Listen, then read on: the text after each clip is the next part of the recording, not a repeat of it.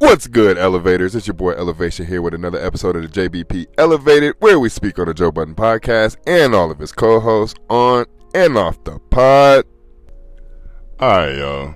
Oh my goodness. This is how we start the week off. I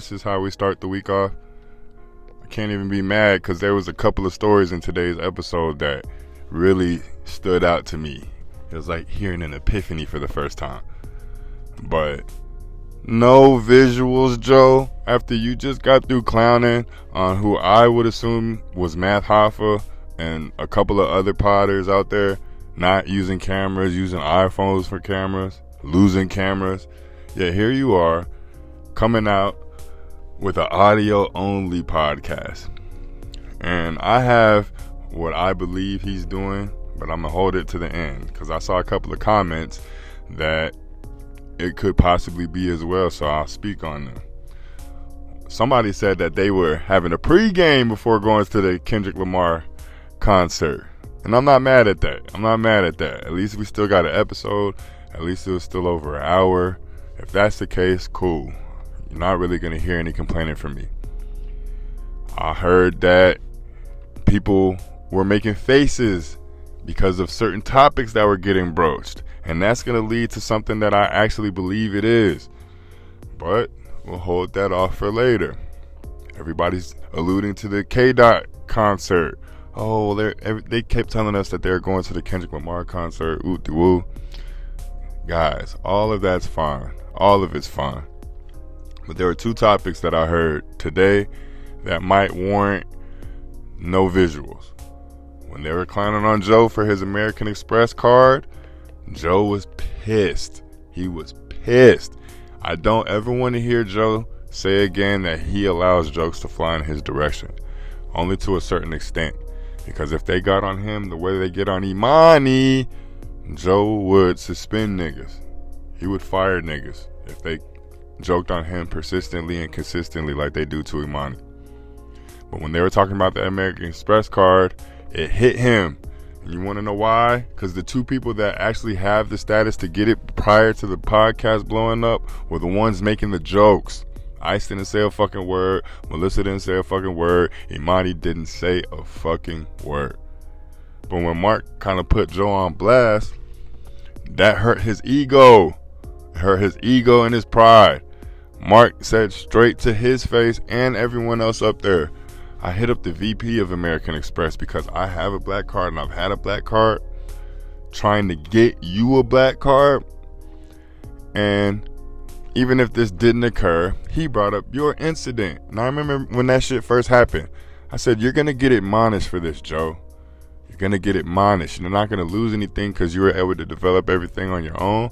But the things that you're trying to accrue after that, because of your current status, you won't be able to receive. And that's a part of the admonishment. Mark literally told you straight to your face that's what happened. And that shit hurt. It hurt. It hurt me to hear that shit. Because I didn't think it was a joke. And with Mark, it's hard to take if he's telling the truth or if he's being satirical. If he's joking right in front of your face. So, not only did Mark say that, and then, oh yeah, no, you definitely meet the criteria. I've seen how much you spend. Oh, and then Ish started chiming in. Oh, damn. Don't let Ish start chiming in, because Ish said, I have the same card as you currently, nigga. And I got it before I came up here. We're at the same level still, which is why I constantly bring up the money topics to you. And why I constantly speak on rapper Joe and celebrity Joe. This is me as Ish saying, I don't respect you in that light, regardless of how much money you have currently. Mark, in essence, was saying the same thing. And that shit pissed Joe all the way off. Parks, at the end of the episode, said he's not editing. Tanner is. Tanner was like, I don't know how I'm supposed to edit this visual. That's part one. Part two, when they got to Imani and Imani opened up. I love when Imani opens up and he's rising up my list of rankings and the potters on this show. But when Imani was telling his story about being homeless and his mom and sister having to go to the homeless shelter, I've been through that. So at the time, I'm connecting with him, same age and everything. I'm connecting with this nigga, and they got jokes. to throw in this nigga's direction. And they keep clowning on his parents who have passed, and they keep clowning on his mom in particular, the ashes on the couch. They keep clowning on his mom in particular. Mother's Day literally was yesterday. His mom's birthday is coming up soon after that. This is the main reason why I feel there's no visuals. Imani got super pissed and didn't show somebody grace. He was real close to parking somebody, and I said it in the comments. I'm like, Imani, you need to park someone. But then it hit, oh, there's no visuals. Maybe he did. Maybe he did. This episode was full of shots. And the funny thing, when there's no visuals, you pay attention to the audio more. I knew Flip was saying that boy shit too much, and it was annoying. But just hearing him say it as opposed to watching him and all the movements he does whenever he says it, it's even more annoying. This is the real reason why Joe put this episode out, because those two fights that I feel happened are the reasons there were no visuals. But Joe has not put out episodes before. He's not put out episodes before, but the reason he put this one out is because this is another test. It's a test to everyone. It's a test to us, the audience. It's a test to the co-host. When you're not seen on camera and all it is audio, we can literally listen to how little you talk, how little you contribute, how little you affect the actual podcast, the audio portion of it. And there was a couple of people up there that weren't speaking. They chime in every once in a while, but they were not speaking. As much as we get on Melissa, because of course she was one of them. We don't say this about Ice. We don't say this about Ice. And Mark is running away with Potter of the Month again because he loves to speak on personal stories regardless of how he might look as a result. If somebody else was saying they were in the cult, we turn on them. Somebody else said that they were homeless growing up and they didn't know what direction they were going in. Right when they hit adulthood, we turn on them, say he's a bum, this and that. Mark is giving us stories that the everyday person goes through. So he was able to relate with us quick. Because, oh shit, here's a scholar nigga that has gone through trials and tribulations just like me. He wasn't just placed or thrust in this position. It wasn't because of nepotism or something like that. It wasn't just given to him. He had to work for this shit. And he's telling us and relating to us and giving personal experiences. He's running away with Potter of the Month. Imani is trying to get on that same page, but because they don't have the same respect for Imani that they do for Mark, jokes fly every time he tries to get a story out. Outside of Mark and Ish, and of course Joe because it's his show, who else do we know about like this? Who else is willing to divulge this type of information? So it kind of pisses me off as an audience, as the listener, to hear them do these things knowing they're not going to contribute these same stories. I hate when people clown me for doing something they wouldn't do or couldn't do or don't do. And this is why I keep calling Parks out, because he does it the most. He'll shut shit down without adding any input. He'll shut somebody's personal experience down without letting us know what the fuck he has gone through. And the couple of times he does let us know things, it's bullshit too, which is why he keeps quiet on his personal experiences. But Mark has gone through bullshit, and because we see who he is currently, it's beautiful. It's beautiful, and he connected with the audience as a result. The reason I think Joe put this out, outside of critiquing everybody and giving them a reason to listen to the pod back, Joe's testing us, the audience. It's already funny that we were just talking about the A. Marie interview and how the $10 tier wasn't receiving the A. Marie interview. He's trying to get y'all to come up to the $25 and up tier. Now, the one day that y'all actually do get a pod out the week, which is Monday, he puts out an audio only session. And unfortunately, he's going to see the engagement in Patreon, numbers wise, He may not read the comments on this one because everybody's kicking his back in. But numbers wise, it's still going to do the same as all his other episodes.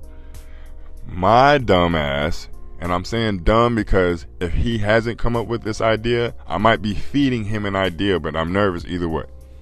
My dumb ass, the first thing that came in my head, oh, Joe is about to play nasty. Joe is about to give the $10 tier audio only pods. Even if y'all receive them on Mondays and Fridays, he's going to give y'all audio only pods going forward. Not every time, but don't be surprised if you see another audio only podcast going forward. It's an experiment. If I can convert the $10 tier and under $10 tier, because this is what went in my head. $5 tier is going to get 1 audio Patreon a week. $10 tier is going to get 2 audio Patreons a week. $25 tier, guys, y'all might not want to hear this. You're going to get a video Patreon, hopefully the Friday one, and an audio Patreon. And then the $50 tier will get both the visuals and the audio for both Patreons. He's trying to figure out different ways to differentiate the tiers. I don't want to keep making more content. I have to admit, my idea was wrong. I thought he was going to come out with 4 or 7 shows because I thought he was hungry. But he's just finding different ways to milk money out of us without actually having to put in more work.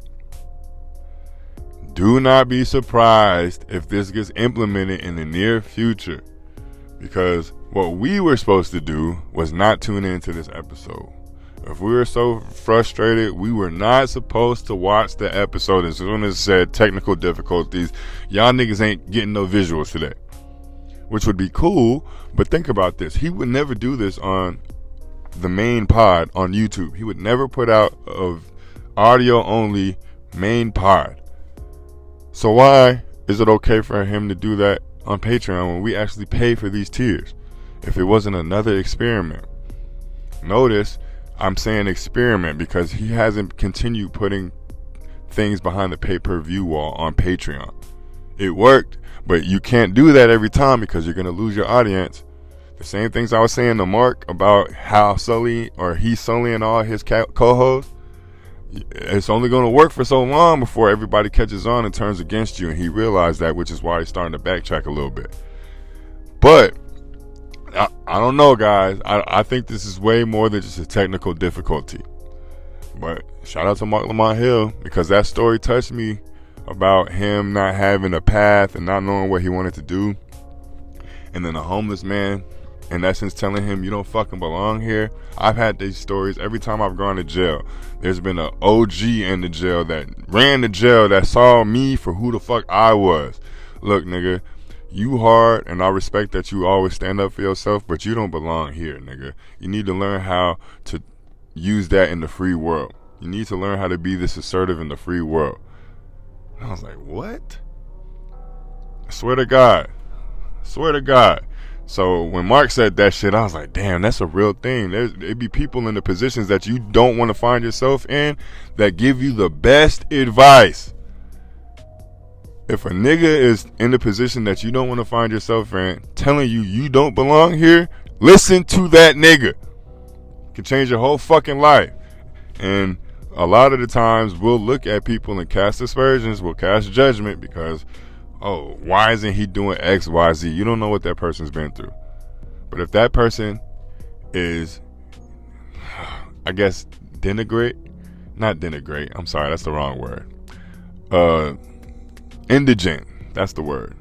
If they are indigent and they're telling you shouldn't be indigent, I think you need to listen to what that nigga is saying. But sorry guys, I'm not frustrated. This was just, there's a bunch of things going on with this episode outside of technical difficulties. Or if we want to be technical, there were a bunch of technical difficulties. It wasn't just visual though. But salute to y'all. I appreciate y'all for tuning in. I am about to put out another episode, but I keep saying these on all my videos, and I don't put out the episode on the same day. So stay or anticipate a Mark Lamont Hill episode coming out because I got a lot to say about him. I'm on the fence about you, but not in a bad way. You're confusing, and maybe that's my intellect saying we don't understand your intellect. So I'll concede to that point, but I appreciate y'all as always. Like the video if you like the video. Subscribe to the page if you haven't. If you have, you already know how much I appreciate you. I'm not like these phone companies that it keeps trying to acquire new subscribers and don't give a fuck about the people that have already subscribed to them for years. Me personally, I care more about, it's the averse to me, I care more about the longer subscribers than the newer ones. The newer ones got to play catch-ups. And if you did just subscribe, check out the JBP Elevated playlist. Plenty of videos talking about topics that have actually happened already. See how right, see how wrong I was, and we can go from there. But y'all stay tuned. I'll see y'all a little later. Peace.